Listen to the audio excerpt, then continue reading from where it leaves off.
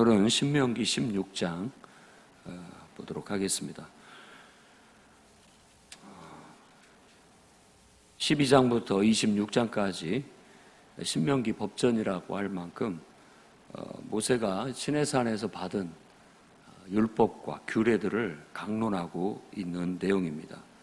오늘은 3대 절기에 대한 강조, 그리고 또 가나안 땅에 들어가서 정착했을 때 재판장들, 지도자들이 지켜야 할 일들, 그리고 또 우상에 대한 권면 다시 한번 나타나 있습니다. 세 개의 절기는 반드시 기본적으로 지켜야 된다라는 겁니다. 이 세 번만 이스라엘의 남자들이 택하신 곳, 그러니까 결국은 이제 나중에는 역사적으로 예루살렘 성전이 되겠습니다만은, 택하신 곳이라는 것은 이제 가나안 땅에 들어가서 하나님의 임재 안에서 하나님의 나라를 이루고 살 것인데, 그때 하나님을 예배하는 유일하게 한 곳, 중앙 어떤 성소, 그러니까 우리로 말하자면 우리가 하나님께서 나를 부르시고 내가 소속된 교회, 바로 택하신 곳이라는 것은 그런 의미를 갖습니다. 내가 소속된 한 지체가 된 그 교회, 그 교회에 가서, 그곳에 가서 바로 이 절기를 꼭 지켜라 라고 그렇게 말하고 있습니다.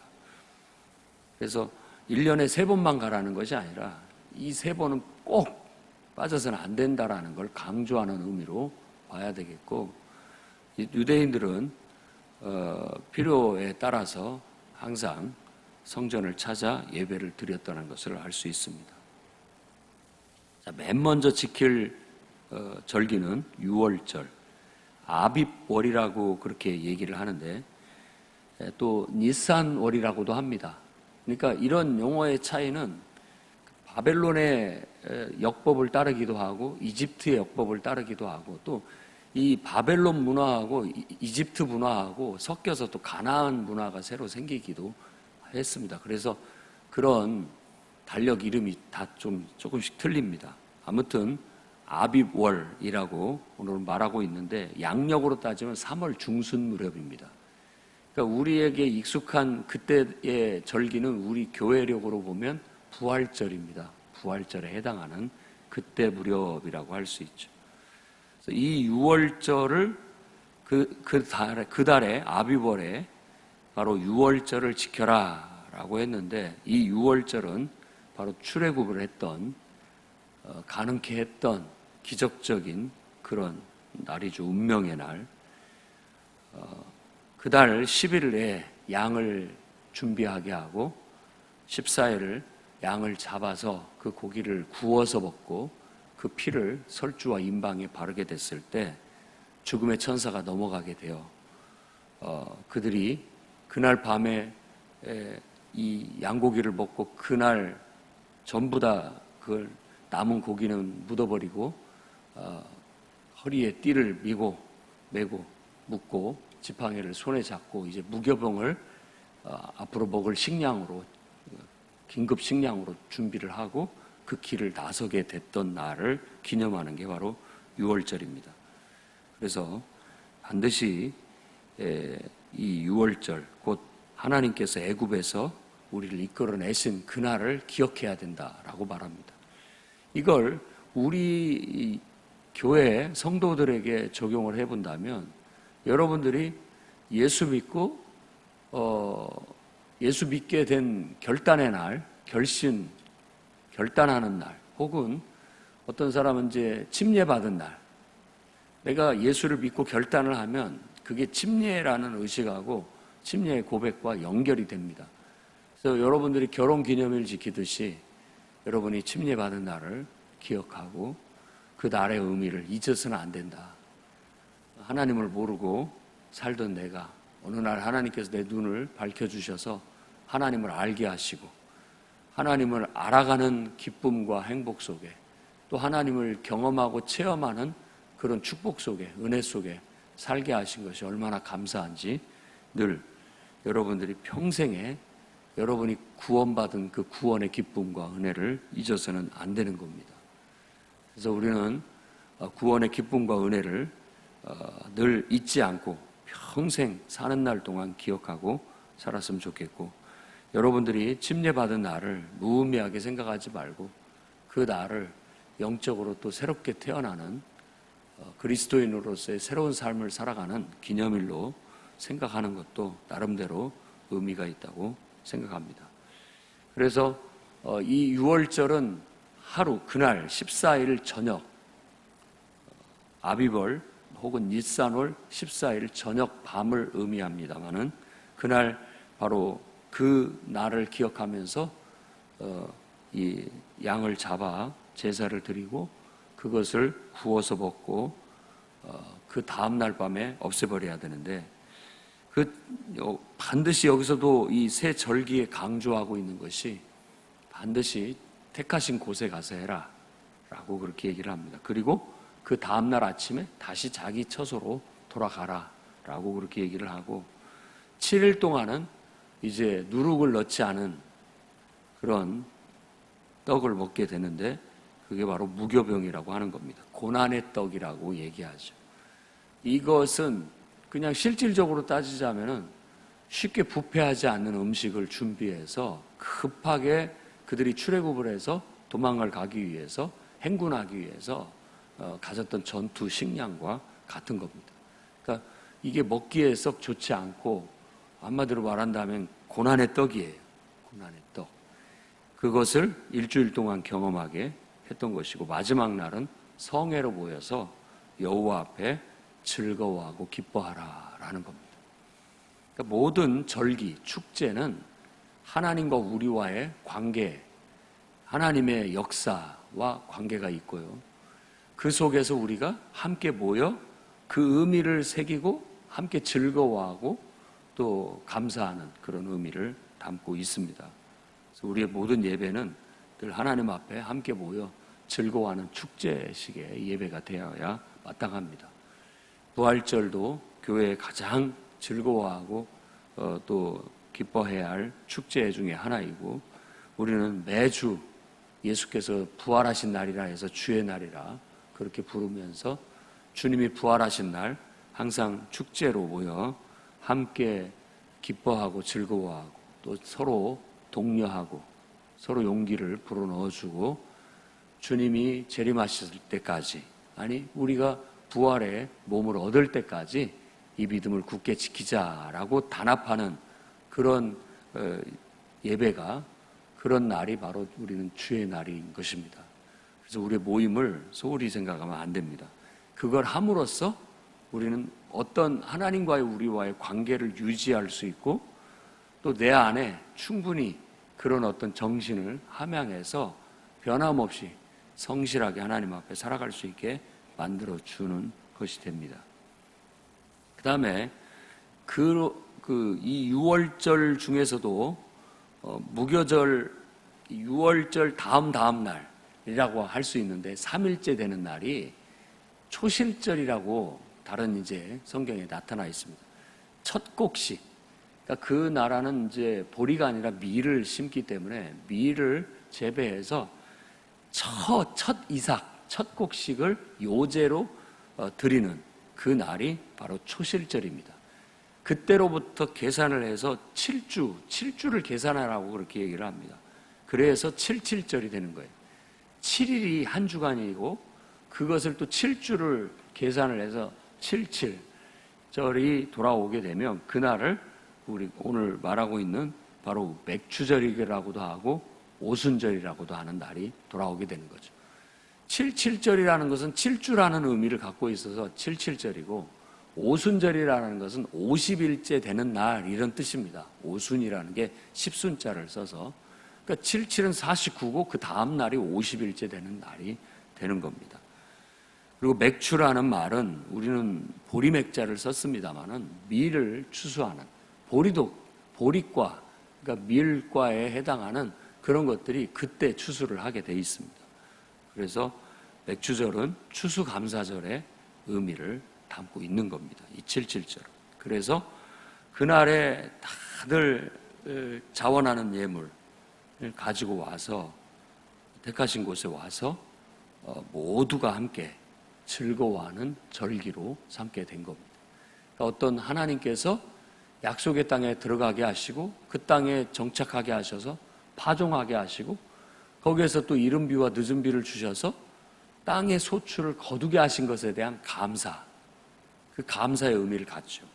근데 이게 이스라엘 역사로 본다면 바로 출애굽을 해서 이 무렵 50일째 됐을 무렵에는 시내산에 있을 때입니다. 시내산에서 하나님과 언약을 맺고 하나님께서 모세에게 율법을 주신 날, 그걸 의미합니다. 그래서 유대인들은 이 날을 맥추 감사, 어떤 하나님께서 땅에 소출을 주신 것에 대한 감사의 감사제로도 드리지만 바로 영적으로는 이 민족에게 시내산에서 하나님께서 언약을 맺고 율법을 수여하신 날로 그 의미를 찾습니다. 그래서 77절에는 바로 하나님이 우리에게 율법을, 말씀을 주신 날, 그런 의미로 그 의미를 새기고 요즘 유대인들은 그날에 룻기서를 같이 통독을 합니다. 이런 절기에 맞는 성경을 같이 이렇게 화답하면서 읽는데 룻기서를 읽습니다. 우리가 살아가면서 정말 하나님을 통해서 우리의 삶을 살아가고 하나님의 은혜로 여러 가지 것들을 하나님께서 우리에게 주신 것에 대한 감사, 그리고 또 그것에 대한 기쁨, 즐거워, 이런 것들을 늘 가지고 있어야 되겠습니다. 그 다음에 또 한 가지의 추수감사절의 의미를 담고 있는 게 초막절입니다. 이 초막절은 주로 포도를 따서 이제 포도즙 틀에서 그 즙을 짜가지고 저장을 하게 되는 그런 의미가 강합니다. 그리고 또 이제 우리로 말하자면 가을인데 가을쯤에 추수하게 되는 여러 가지 과일, 또 뭐 여러 가지 또 땅의 소산물들, 이런 것들을 다 거두어서 창고에 드린다라고 해서 또 수장절이라는 말을 쓰기도 합니다. 이렇게 해서 모든 땅의 소출들을 뭐 감람나무 열매, 올리브 열매를 따고 또 그것은 기름을 짜는 것이고 또 포도 열매를 따서 포도의 즙을 짜서 그 즙을 저장함으로써 식용으로, 음료로 사용하게 되었던 것이죠.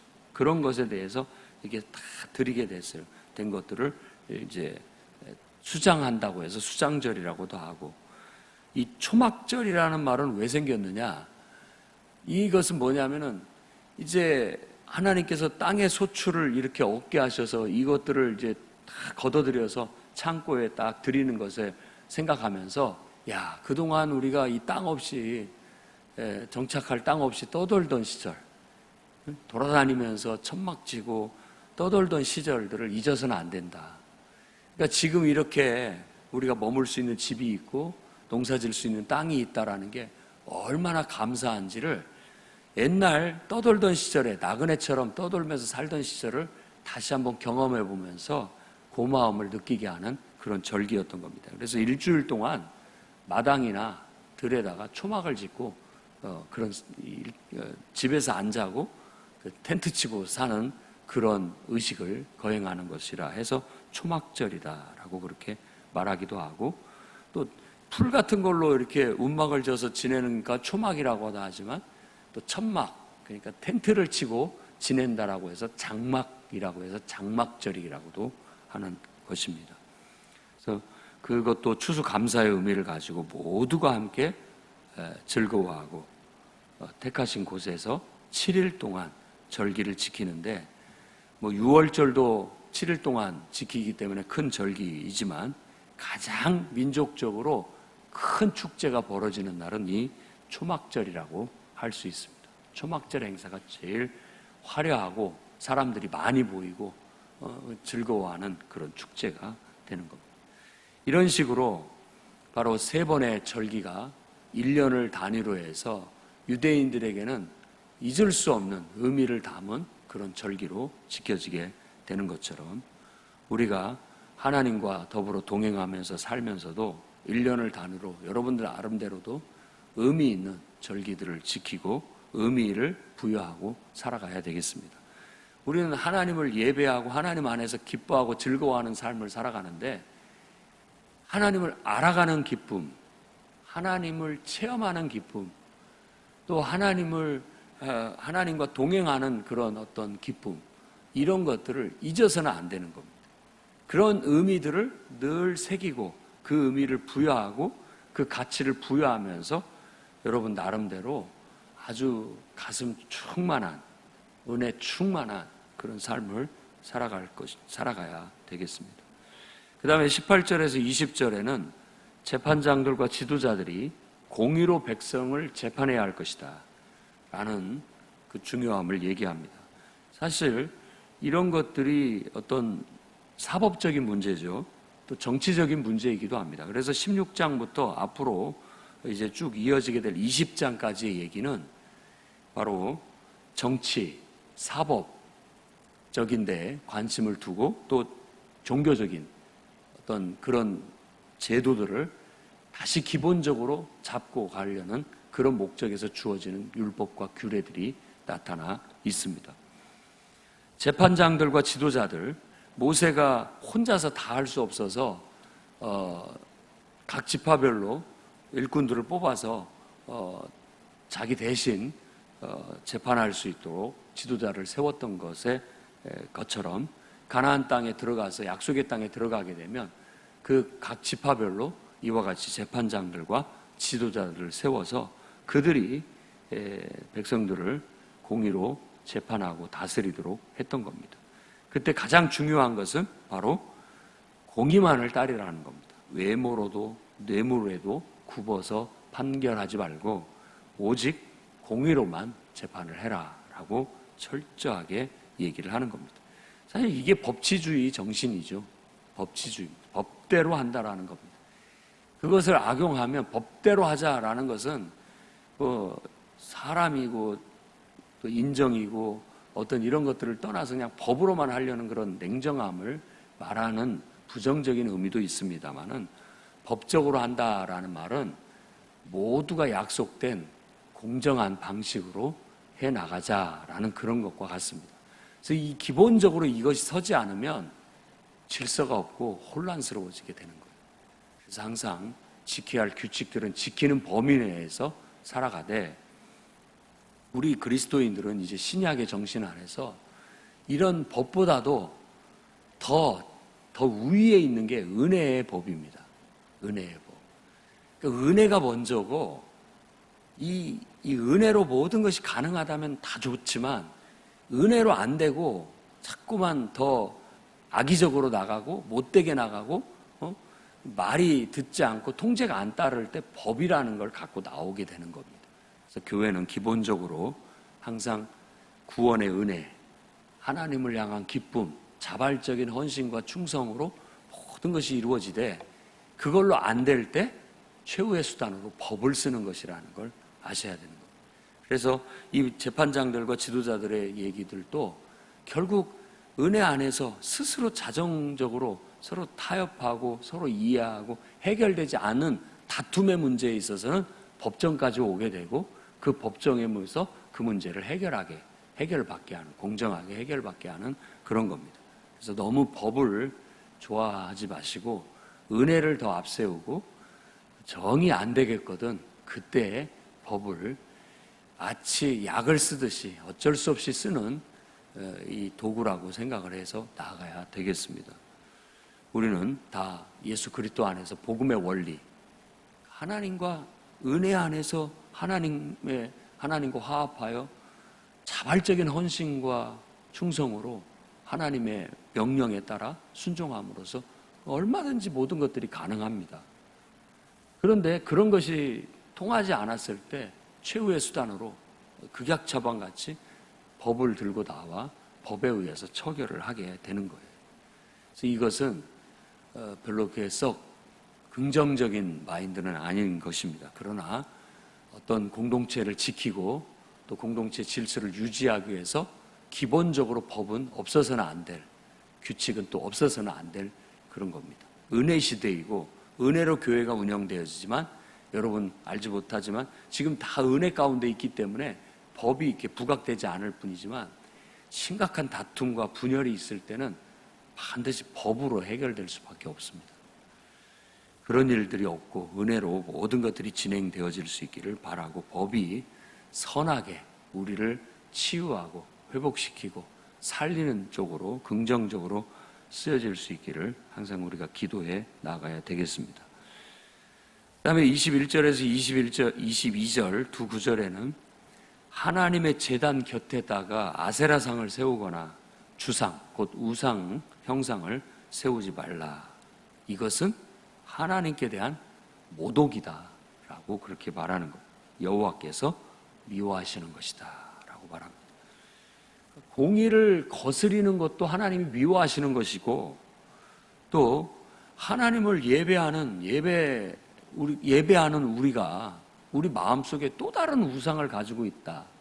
이걸 한번 곰곰이 생각해 보셔야 됩니다. 하나님을 믿고 의지하고 그분을 섬기고 그분 뜻대로도 살아가는데 또 나는 하나님처럼 또 뭔가를 섬기고 그것에 의해서 내가 좌지우지되고 그것에 영향을 받고 있는 것이 있다면 한번 하나님 제단 곁에 아세라상을 세워놓은 것은 아닌가. 하나님을 섬긴다고 하면서 또 내 마음속에 내 마음의 우상을 또 갖고 있지는 않은가라는 걸 돌아봐야 됩니다. 이것은 하나님께 대한 모독이라는 거 잊혀서는 안 됩니다. 그래서 거룩한 곳에 이 어떤 가증한 것이 서는 것을 보거든이라는 말은 바로 하나님을 예배해야 할 성소에 거기다가 우상을 세워놓는 그런 가증한 아주 말도 안 되는 일들이 있었죠. 이스라엘 역사 속에 그런 일들이 있었습니다. 그러니까 그런 것들이 생기지 않도록 해야 되겠다는 겁니다. 어찌됐든 우리는 하나님의 이름을 모독하거나 하나님을 모독하는 일이 없어야 되겠습니다. 특히 하나님이 미워하시고 가증하게 아주 더럽거나 정말 불쾌하게 여기시는 그런 것들을 멀리하고 하나님을 섬기는 거룩한 성도로서의 삶을 유지하고 살아가야 되겠습니다.